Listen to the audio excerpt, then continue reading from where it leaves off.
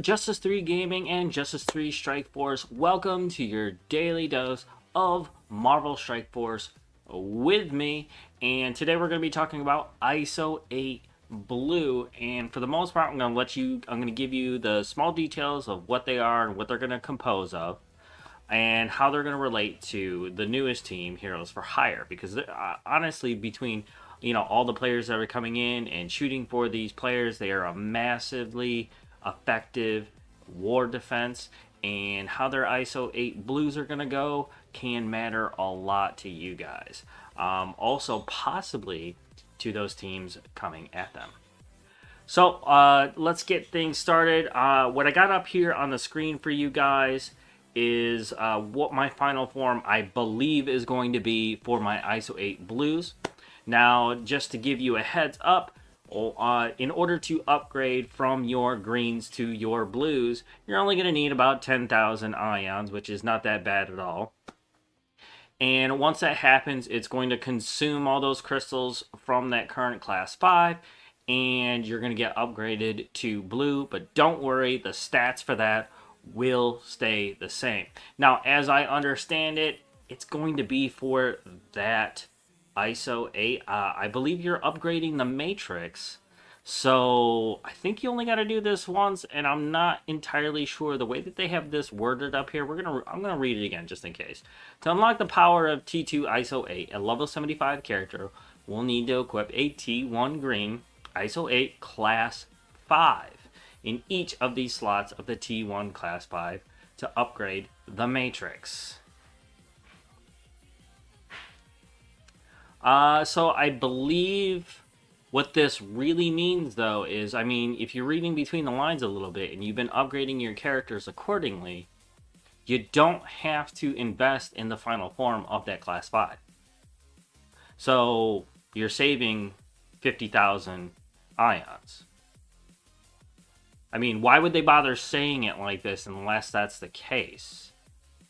Because it's saying ISO 5, class 5 crystals in each of the slots of the T1 level. You're going to have those in there anyways, right? If they're putting that statement there, that to me almost sounds like you don't have to pay for the class 5 to apply it. You could just immediately upgrade the matrix. That doesn't make a lot of sense to me right away. I guess we're gonna find out tomorrow right away. But it'll cost 10,000, like I was saying before. In order to upgrade, when you upgrade the matrix, the equipped T1 crystals will be consumed, but their stat bonuses will remain. Why that even matters, I don't know. You're upgrading, right? And I'm talking about the crystals being consumed. It's not like you can take those crystals out of there and reuse them for another character. I think it looks like they're just trying to fill up space in their paragraph here. Alright, but when you upgrade the matrix, each individual class will have T1 level 5 in order to be upgraded. T2 must be T1 level 5. Oh, okay. Each individual class. If you got a skirmisher, only way to get to ISO Blue 8 skirmisher is to already have that class 5 skirmisher, which is going to lead you to that extra ions that I was just theorizing not having to spend at all. But I guess you're going to have to anyways. So for anybody that has been mixing and matching their ISOs right now, you're kind of screwed here because you're not going to get blue everything. Alright. So let's see here. Upon equipping the T2 crystals and upgrading the classes, the T2 ISO-8 will grant certain stat increases. That's pretty much a given. And each class will have more significant increase to specific stats. That's also a given. However, these guys get to pick and choose what those will be. Now, it's probably not going to be something that you would think of right away. It'll probably be the one thing that you know is supposed to be there, and then the second thing for that ISO-8 blue is something that makes it special. Something that is going to make you want to choose that class over another ISO-8 blue class. That would be the smart way to market it anyways. So T2 ISO-8 will also grant new bonuses to each class, which will add another level to your attacks. And here's the overview of the level 3 updates for each class. Now, by the time you get to the end of this article, and I do recommend that you go to Marvel Strike Force website to keep up to date with any of the information, but I got that here for you, so up to you whether or not you want to review that information. Now, by the time you get to the end of this, what you're going to learn is in the new addition to the ISO-8 Blues here, you're only going to be able to get to level 3 right now. And on their part, that's a bit smart on the development side of things because once ISO-8 Blue comes out, it's going to flip everything upside down. There's going to be a big question mark on every level of this game on how it's being played and, where the advantages and disadvantages are going to come in. And there's going to be a lot of OP stuff that's going to be popping off, in different areas of the game. And it's going to be unpredictable on how that's going to happen. And really, it's up to us to determine where that is. And unfortunately, that's going to take about 90 days, just like any change to the game, in order to know where everything's going to go. My guess would be that's the number that they're shooting for, is 90 days before unlocking probably Class 4 and, Class 4 and Class 5. But it looks like we're only going to level 3 here to probably get a lot of people caught up to Doom 1, because there's not enough alliances that are actually getting in there. And now with the new requirements, whether they keep them or not, and I think they honestly should keep them, because let's face it, you should not be getting into the more elite areas of the game unless you're with an alliance or your alliance themselves are developed to a certain point. Let's face it, that's the way it needs to be, okay? The general state of things when it comes to raids is going to be, here's a new raid, okay? And the newest mechanic that you're dealing with right now is, okay, after a certain period of time, now that we got certain alliances, content creators, and whatnot up in the Doom 1, and all that information has been disseminated to the rest of the players and the alliances that are trying to get into Doom 1, they're going to introduce the difficulty selector for Doom Run, which pretty much opens the door for any more casual, commonplace alliances that might be out there kind of itching to get in. Now, this new requirement with the ISO-8 minimum of, I think, like Class 3, correct me if I'm wrong down in the comments or in the chat, if you will. I think they should keep that too. What you're going to get is a lot of flooding between alliances into these new Doom raids. They either got to balance the points that come out of it for the season in order to keep things more level. Now, right now, it's not level because even though newer alliances are leaking into Doom 1, the points are still pretty substantial when you're talking about seasonal rewards. Now, keeping that spread out a little bit is the best way to keep things balanced, but I'm not a developer. That's just my recommendation and the way that I think about things when it comes to game design. So, real quick, I'm going to go through the different improvements by Class 3, what's going to happen, basically what's going to happen, because the stats really do matter, and they're keeping it sort of hidden in the text here. So, Strikers have a simple yet powerful bonus to upgrade when an enemy has at least 2 vulnerables. And don't freak out about that, because skirmishers, I'll tell you right now, they're on a basic level. As long as you got that skirmisher up to Class Blue, you're going to be fine. You're putting out 2 stacks of vulnerability with every time that you go out. So not a big deal on that level. So Strikers will deal additional damage based on their max health to that enemy. That's huge. That's a lot bigger than you might think it is. For certain characters that deal tons and tons of piercing damage, characters like Kestrel and Silver Surfer are going to absolutely disintegrate enemies on the field with this. I mean, it's huge. Okay? It's going to be a big boon to a lot of other teams out there, but those 2 characters are just going to run with it. I mean, especially characters like Dr. Doom as well, whenever you pick him up, and that's huge. That is huge, huge, huge. The damage bypasses armor and barrier. Next on the list is Fortifier. Fortifier gains several bonuses with T2 ISO-8 to further protect the character. On turn, Fortifier gains a minor defense up. Now, as you can see on my screen here, I put on Fortifier. I did have a theory. If you guys watched that other video before, there should be a Heroes for Hire thing at the top of the screen. If you haven't already and you're watching this on YouTube, check that out. And I did theorize on my agree or disagree video that Fortifier might be a really good ISO-8 blue for characters like Luke Cage, even though he's pretty slow, to keep him alive in the fight, especially given the fact that he's got these charges that are going to resurrect him and just make him even more powerful with damage reduction, damage increases, and all kinds of crazy stuff. But check this out. On Fortifier, on turn, he's going to get a minor defense up. So sort of a halvesies on the defense up. But considering the fact that he does have defense up to the rest of the group, this is actually pretty important for anybody who is facing a problem with people trying to really focus down Luke Cage right away, and it sort of really crumbles this team. But in truth, any one member that you take down is kind of going to crumble this Heroes for Hire team. But some more than others, and it really depends on, again, how many stars do you have, how many red stars do you have, where your gear tier is, and as well as how many T4s you're willing to invest in this team.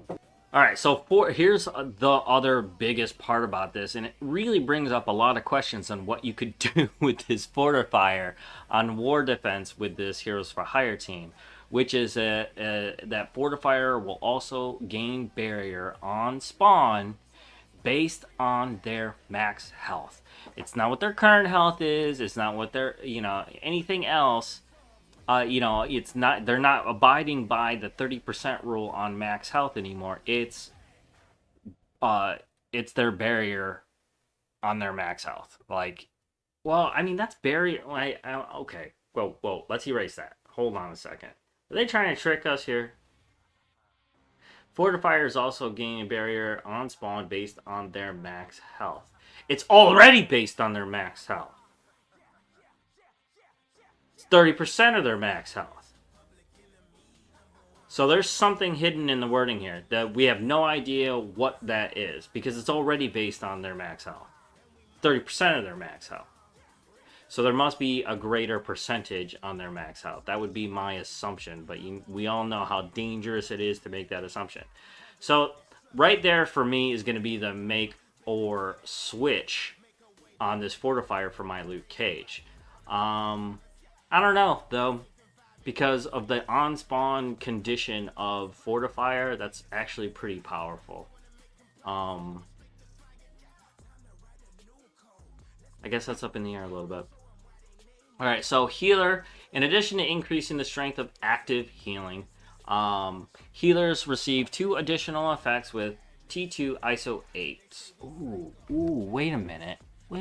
I just thought of something. Luke Cage has got the biggest health on the team. And you're getting a minor defense up already. So having a Fortifier on Iron Fist might be a better solution, because Luke Cage already has an insane amount of armor already. Having him set up with a healer class based on his health is better. The active heal that he's going to be that he'll be passing off to another character won't go as fast as Iron Fist, but the survivability of Iron Fist would go up at the initial stages of any battle. I'll have to review their HP and their HP war bonuses, because that Fortifier is going to go way up, especially with room bonuses. Because we're talking about max health. I may actually flip the script on this one and think that Iron Fist should have that Fortifier, because he's the healer of the team. He's the one that's going to be keeping them up. And then Luke Cage already has this massive amount of HP, but if it doesn't match up with the healer too much, then it doesn't matter.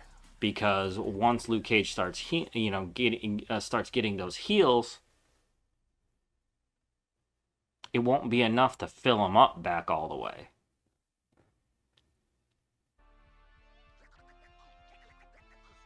And Iron Fist is already healing, so maybe Fortifier could be a really good deal for Iron Fist.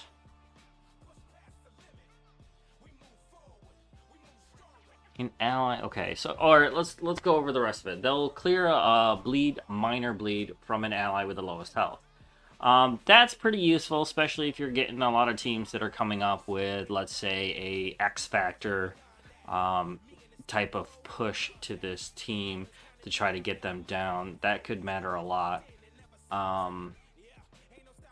Healers also start with applying regeneration instead of minor regeneration. So you get a really good one. And with a team like this, having a full regeneration is way better. They could heal a ton of HP off of that. So having Iron Fist and Luke Cage with a class 5, ISO-8 blue class 3 could be pretty big. All right, we'll start brainstorming more at the end. My brain's sort of going everywhere on the thought processes behind ISO-8 blue right now, but here's a really, really good one. Skirmisher. Skirmisher not only complement the Striker's update, but get a couple other bonuses as well. Now, I told you about that double stack of vulnerability right away, which is pretty huge here in regards to the relationship between Misty Knight and Colleen Wing. Whatever you put your investment in, the opposite should always be the other character. I did, started using Striker class 5 for both of them because it's sort of an advantage given that Kestrel is on the team, giving those defense downs, and it gives them a really big advantage off the start.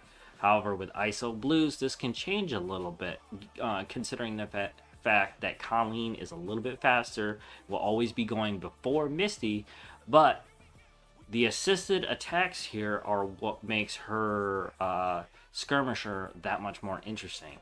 So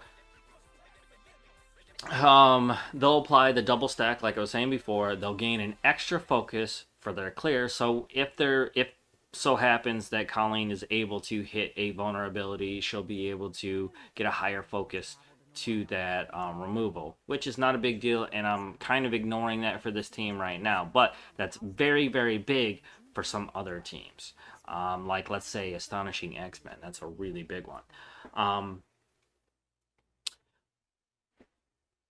And lastly, the Skirmishers will gain a damage boost to their assists. So when they're assisting, they're going to get that damage boost. And for Colleen, that's actually really, really good.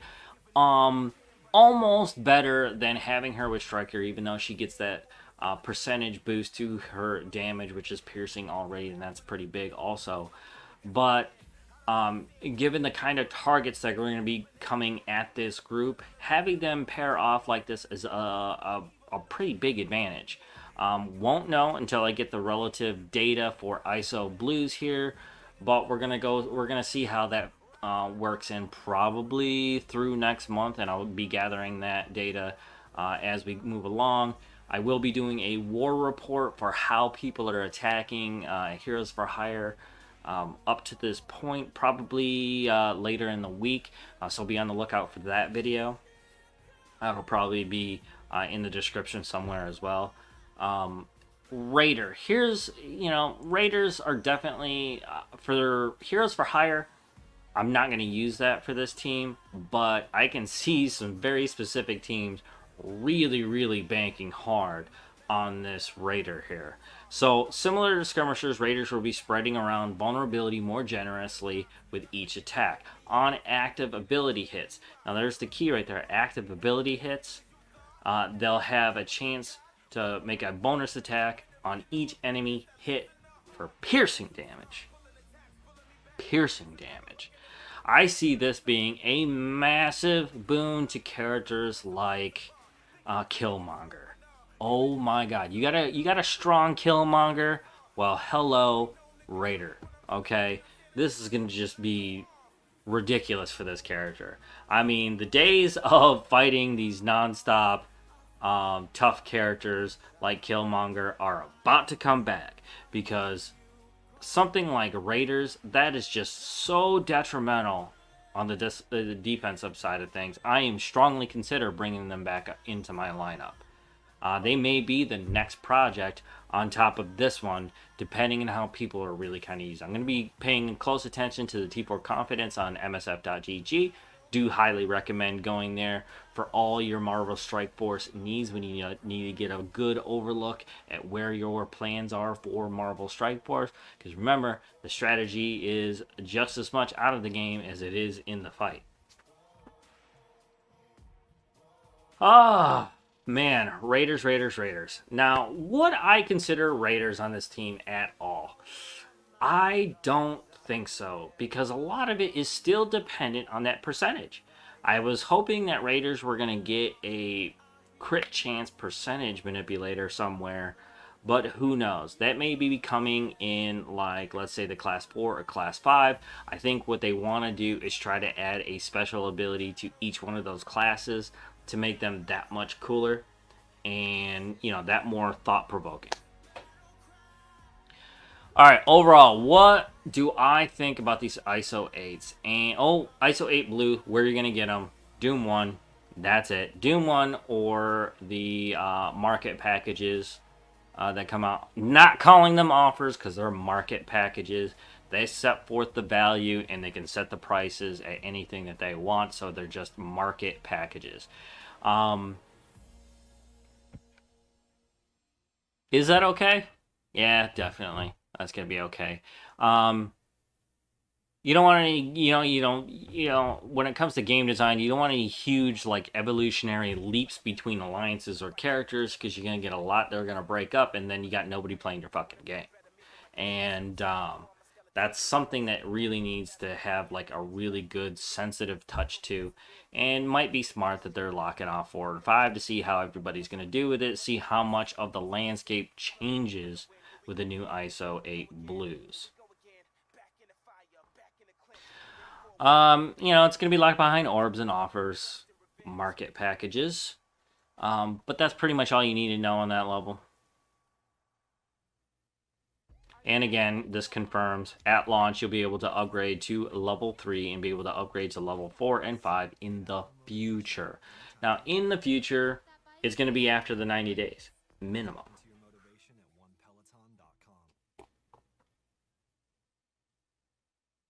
My predicted timeline on 4 and 5 coming around is probably going to be October. That's usually a big month when it comes to the market and the kind of money that they're going to bring in for that quarter. October is definitely going to be a big one. So my guess would be 4 and 5 will come out then. So let's talk about the team specifically. Will this change what could be your 5th member? I would say just a little bit. There's not a lot of characters that are going to complement this group too much. Killmonger now, however, can be a pretty big one. Getting those extra attacks and those vulnerabilities out there for characters like Colleen and Misty to take advantage of could be pretty big. Kestrel is a massively powerful character to begin with. It's like having a security room without a security room bonus. So it's going to be hard pressed to see who's going to take out Kestrel for that reason. My recommendation for any alliance out there that might be watching this video is you should probably only put Kestrel and Silver Surfer in the bonus rooms that you have. Especially, any paths that you might be laying out to get to the Armory. Armory definitely should have Kestrel and Silver Surfer in them, period. It just makes them that much more difficult to get through, and that bonus is probably the most important bonus, other than maybe security, in Alliance Wars. But they're all super important, even the HP bonuses. Now, the HP bonuses, I will tell you, is probably a big Achilles heel for this Hero for Hires team, given that, with like Luke Cage and whatnot, the freaking HPs go right through the freaking roof. So that one's got to go before you even consider fighting Heroes for Hire, as far as I'm concerned. But I'm not a captain, I'm not a leader, so I can't dictate policy on where attacks go. So what I'm looking at right now is probably going to be the basic package to where I want to put my ISO-8 blues. I mean, Kestrel, that's a given. That piercing damage is going to take a huge, huge boost. And I can see this team, especially with Kestrel, really fucking with some people's heads on this one. I mean, you're going to have an on-spawn, super fast team to probably get this team going. I mean, even that Kestrel Silver Surfer team is going to need some pretty high level ISO-8 blues probably to get this going. Most likely, both will have to be strikers, and if you can arrange the speed for it, probably, you know, hitting Silver Surfer with a skirmisher and supporting Kestrel with the striker, and that would be a one-shot wonder right there. You'd be able to get her out in that wave no matter what. You know, I mean, this is probably going to remain a two-tap team for a very long time. Now, Colleen and Misty, there's the question mark there when it comes to determining the ISO-8 class, blue or green or otherwise. Because it all really depends on how they work together on that one. They got so many assists going around, and, you know, pushing that up. And what made me change my mind on Colleen from being a striker and getting that really sweet bonus is the skirmisher. She's going to be able to get a lot of good damage out there with her bleeds and disadvantages like heal block. And now she's going to get more damage on her assists. That's pretty hefty. And given that you're trying to do these really big shots to get singular characters out that might be attacking this team is very important. That's probably why I went with Skirmisher for Colleen and Striker for Misty Knight. Misty Knight's always going to be following Colleen. So she's got a really, really big shot coming in on top of the target that she could possibly be targeting from Colleen. Now, one of the reasons why also that I'm going with Skirmisher is that it allows for a much better strategic kill shot when it comes to that. Because if Colleen's damage is too high, you're not going to be able to make that arrangement too often, because there are conditions to certain abilities for both their kits that will ignore taunt. And so they're going to go to different kinds of characters that you wouldn't normally think otherwise. And, you know, the enemy could take advantage of that. They stop thinking about, okay, who I need to focus down, and really start thinking about, okay, if I have this much HP in this area, they're actually going to be attacking over here, and it's going to protect my team in other areas here, and I'll be able to take this Heroes for Hire team down altogether. I'm not mainly an offensive guy, so I can't come up with that strategy myself. I can only theorize about what might be coming in. And so getting that extra damage on the assists from Colleen is pretty big, given that her damage is primarily piercing to begin with. You know, and Misty's also got a really awesome basic, and she's already getting assists. And with that basic, I believe, if we check her profile out real quick, that it is a part of the original code. So there's, whenever you're thinking about what can someone's basic do on assist, you look for the words plus, the symbol plus, or the word and that's a part of the same safety code they got going for things like counter attacks and assists. So that all goes together. So what you're going to be getting here is that attack primary target plus the chance to apply defense down. Now, you know, if you go all the way, obviously, you're always going to put that defense down no matter what. And ultimately, that makes this basic super powerful, because you're always going to be getting that defense down, especially on those assists. Now, given that that assist has a defense down on it, is going to make follow-up attacks with Striker a fucking nightmare.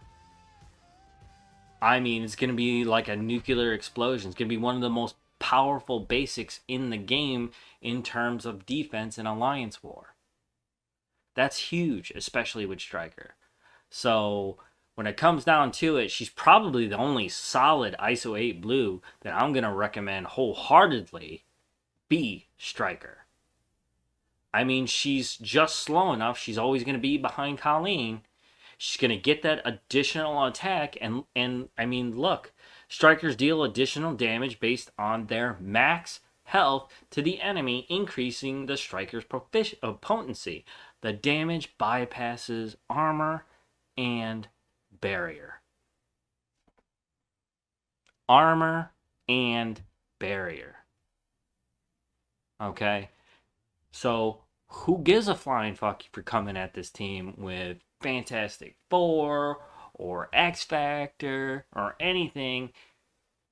That target that Misty's going after is most likely gonna fucking die. I mean, her kit is pretty dangerous when it comes to Striker, and it's the biggest reason why that her partner here, Colleen, is going to be so effective as a skirmisher. She's going to get a little extra damage on her assists to begin with, and she's going to be laying down all those bleeds and heal blocks. It's going to be a nightmare to fight, that's for sure.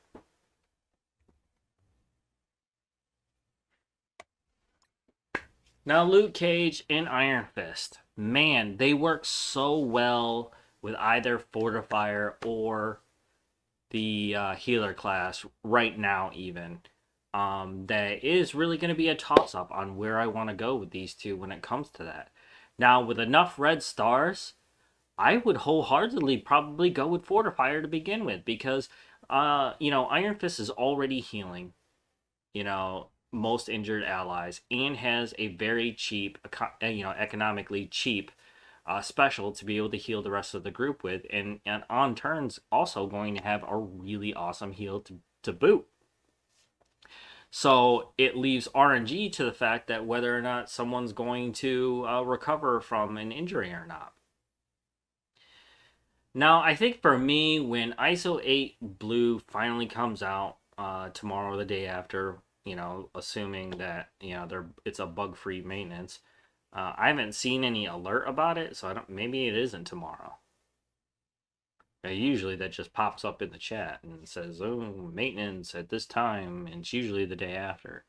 But I don't know when is there a date? Is there a date? No, not yet. Latest updates, Pride and Telepass. Let's see if that's actually in there. We'll go over this new character tomorrow. I'm just trying to check to see if they actually nailed the date on this next update. June 4th, Catalyst of Change, X-Force to your roster, blah, blah, blah. They don't actually say when they're going to do this update. We would have seen an alert in game by now. It's going to have to come very soon because we're just about due for a new character right now. In the middle of the blitzes, though? Probably not till next week.